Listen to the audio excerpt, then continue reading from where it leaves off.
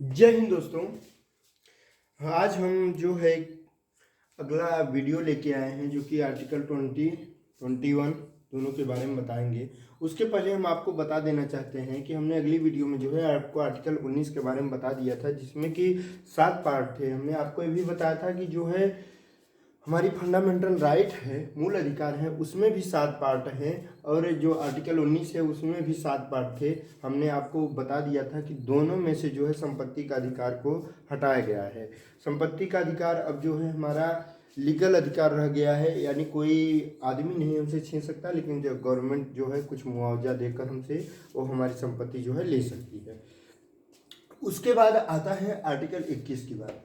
देखिए दोस्तों, आर्टिकल 21 क्या है। आर्टिकल 21 में कहा गया है कि आर्टिकल 21 जो है उसमें 3 पार्ट दिए हुए हैं। उसमें क्या दिया गया है, इसमें 3 प्रकार की स्वतंत्रता के बारे में बात की गई है।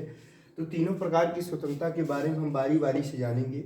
देखिए, पहली स्वतंत्रता क्या है। पहली स्वतंत्रता ये है, इसमें कहा गया है एक गलती की एक सजा दी जाएगी।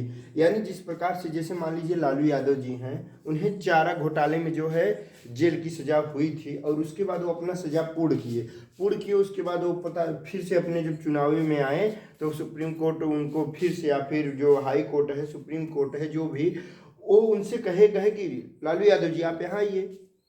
पहुंचे, कहें आप चारा घोटाला किए थे, आप फिर जेल में जाइए।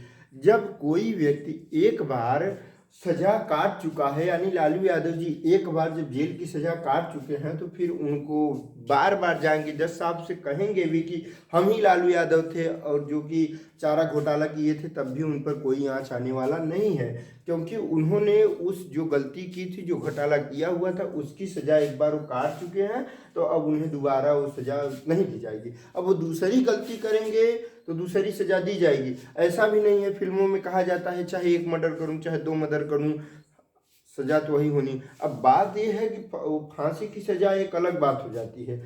फांसी की सजा अलग बात इस प्रकार से हो जाती है कि अब जब आदमी मर ही गया तो सजा किसको दिया जाएगा। मान लीजिए किसी का आप मर्डर कर दिया, आपको फांसी की सजा हो गई। फांसी की सजा हो गई तो फिर आप जो है फिर से जिंदा तो हो नहीं जाएंगे कि आपको फिर से फांसी दी जाएगी। तो इसीलिए वो कहते हैं, लेकिन ऐसा नहीं है कि मर्डर करने पे फांसी की सजा है। ऐसा भी हो सकता है कि आपको पहले उम्र कैद दे, उसके बाद फांसी की सजा दे। तो अलग बात है, एक जो गलती करेंगे तो उसकी एक सजा दी जाएगी, दूसरी गलती करेंगे दूसरी सजा दी जाएगी। आपकी गलती के ऊपर डिपेंड होगा। आप पता चला किसी को मार दी है और उसकी मौत नहीं हुई है, तो उस प्रकार से सजा दी जाएगी। तो इसलिए ये फिल्मी बातों को ध्यान में नहीं दीजिएगा। तो यहाँ पे कहा क्या गया है, आर्टिकल 20 के पार्ट 1 में कहा गया है कि एक गलती की सिर्फ एक ही सजा दी जाएगी। उसके बाद दूसरे पार्ट में कहा गया है कि सजा उस समय के कानून के हिसाब से दी जाएगी। मान लीजिए कि आप जो है इस वक्त कोई गलती करते हैं, तो इस वक्त जो कानून बना हुआ है उस गलती के लिए इस वक्त जो सजा का प्रावधान दिया गया होगा, यदि आप पता चला अब आप अभी आपके ऊपर जो है कि केस लग गया, आप केस जो है जब तक सॉल्व हो रहा है, पता चला तब तक बदल गया।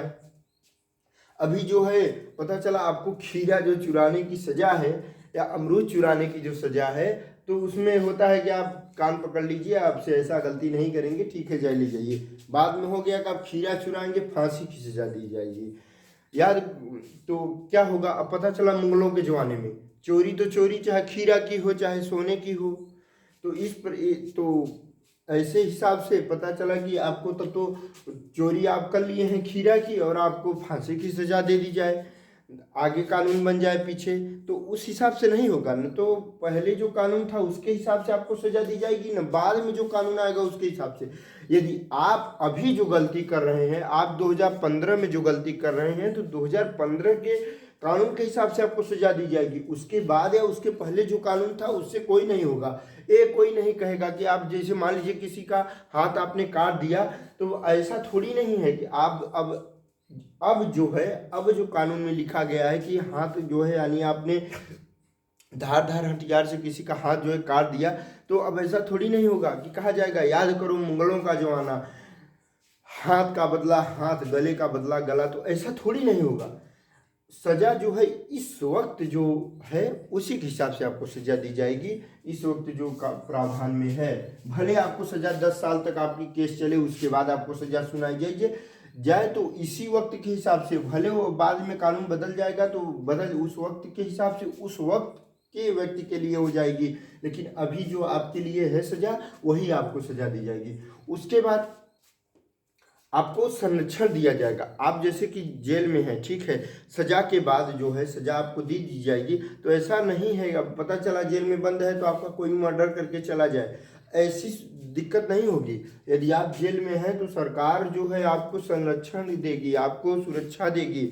इसीलिए कई बार हमको फिल्मों में दिखाया भी जाता है कि जब बहुत बड़ी गलतियां होती हैं, लोगों की दिक्कतें आती हैं, तो उसमें क्या होता है कि जेल में लोग चले जाते हैं कि यहाँ पे मैं सेफ रहूँगा, इससे सेफ जगह उनको नहीं दिखाई पड़ता तो वो जेल में चले जाते हैं। तो ये इसी के तहत होता है कि आपको संरक्षण जो है गौरव, ये दायित्व तो है आर्टिकल 20 में दिया गया है कि संरक्षण आपको दी जाएगी। उसके बाद आता है बात आर्टिकल 21 की। आर्टिकल 21 में कहा गया है प्राण एवं दैहिक स्वतंत्रता। हमने आप आर्टिकल 19 का आपको बता रहे थे, तो उस वक्त भी आपको नाम मैंने ये लिया था, तो आप सुन लीजिए कि जो है प्राण एवं दैहिक स्वतंत्रता क्या है। प्राण एवं दैहिक स्वतंत्रता जो है, यानी कि जो है जैसे कि मान लीजिए प्राण है, तो आपका कोई मर्डर कर दिया तो उसको सजा होगी, लेकिन यदि आप खुद ही आत्महत्या कर रहे हैं तब किसको सजा दी जाएगी। इसीलिए जैसे लोग, बहुत लोग आत्महत्या करते हैं, तो यदि मौत हो गई तब तो कोई बात नहीं, तब तो जब आदमी ही नहीं रहा सजा किसको दी जाएगी। लेकिन आप यदि बच गए तो फिर आपके ऊपर केस लागू होगा, आपकी कोई जान नहीं ले सकता। आपको जो है प्राण एवं दैहिक स्वतंत्रता गवर्नमेंट ने दी हुई है, आपकी जान कोई नहीं ले सकता, तो फिर आप भी अपना जान नहीं ले सकते। गवर्नमेंट के हिसाब से आपकी, यानी आपकी जो है प्राण की सुरक्षा गवर्नमेंट करेगी, तो आप जो है आपका प्राण कोई नहीं ले सकता, आपकी ज़िंदगी आपसे कोई नहीं छीन सकता।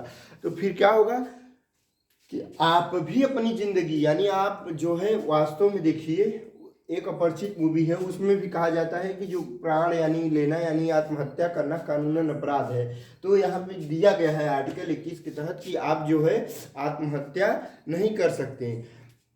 इसी में आता है, हम जो बाइक वाइक चलाते हैं हम लोग, तो उसमें क्या आता है, जो 4 व्हीलर चलाते हैं, बाइक चलाते हैं, अनेक प्रकार के वाहन चलाते हैं, उनको क्या आता है, पीयूसी बनवाना पड़ता है, यानी पोल्यूशन सर्टिफिकेट बनवाना पड़ता है।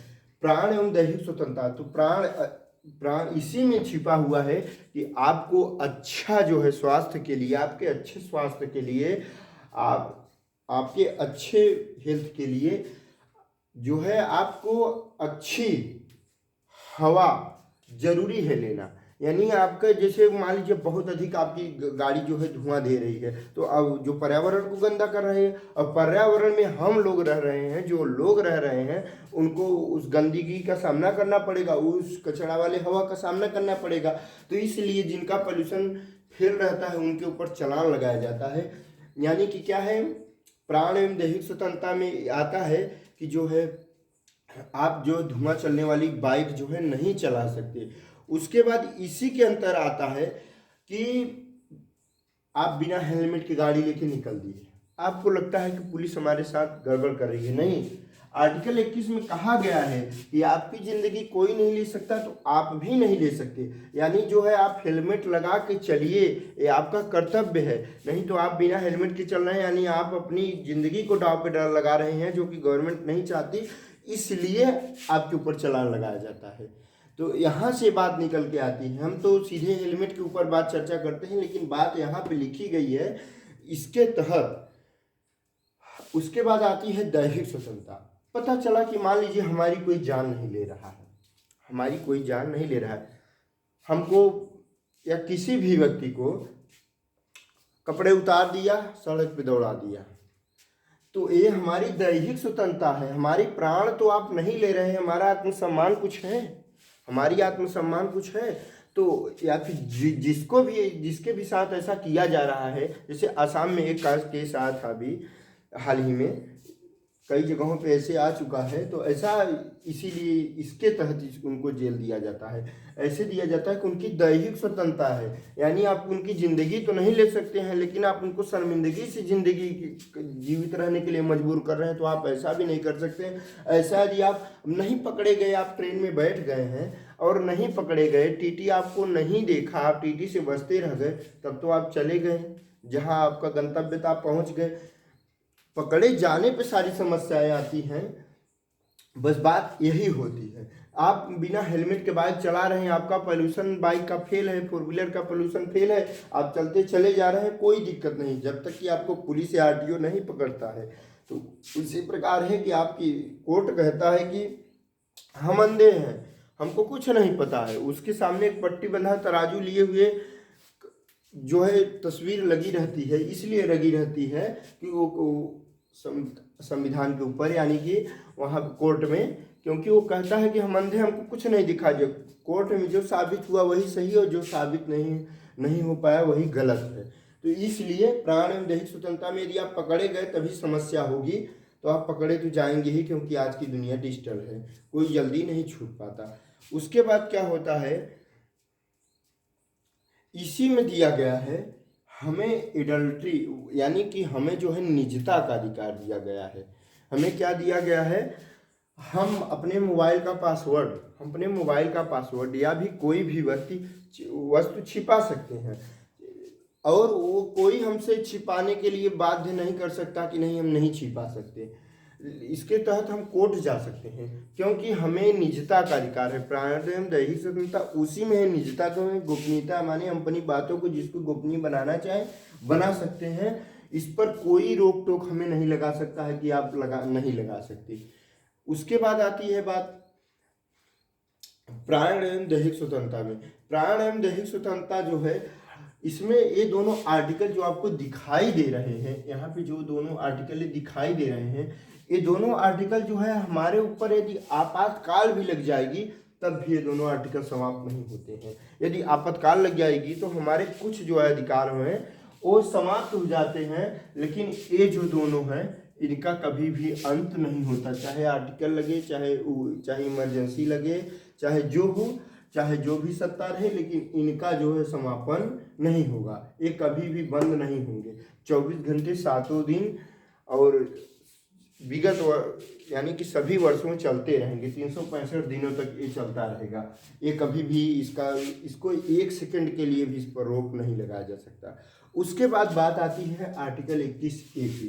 देखिए, जहाँ भी ए आ जाए, पहले तो आप जान लीजिए कि ABCD क ख ग घ जहाँ भी आ जाए तो आप जान लीजिए कि ये पहले से नहीं था, इसे जो है लाया गया है, संशोधन करके इसको इसी आर्टिकल 21 में जोड़ दिया गया है।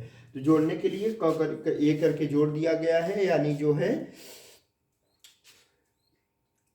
ये बाद में जोड़ा गया है। इसका कानून का संशोधन करके, कानून का नहीं बल्कि कॉन्स्टिट्यूशन का संशोधन करके इसको जोड़ा गया है। उसके बाद ये कब जोड़ा गया है, ये 86वां संशोधन 2002 में करके इसको जोड़ा गया था। क्यों, इसमें क्या कहा गया है कि 6 से 14 वर्ष की आयु के बच्चों को, 6 से 14 वर्ष की आयु के बच्चों को जो है निःशुल्क शिक्षा और पोषण युक्त भोजन देने की जो है व्यवस्था होनी चाहिए। निःशुल्क शिक्षा और पोषण युक्त भोजन देने की जो है जरूरत है। ये 6 से 14 वर्ष की आयु के बच्चों के लिए ये सुविधा दी गई है, जो कि आर्टिकल 21A में कही गई है कि 2000 जो है 86वां संशोधन करके 2002 में इसको जोड़ा गया था। प्राइमरी एजुकेशन जो है निःशुल्क और उसके बाद फिर दी जाएगी। तो इस वीडियो में बस इतना ही दोस्तों, अब फिर मिलेंगे, धन्यवाद।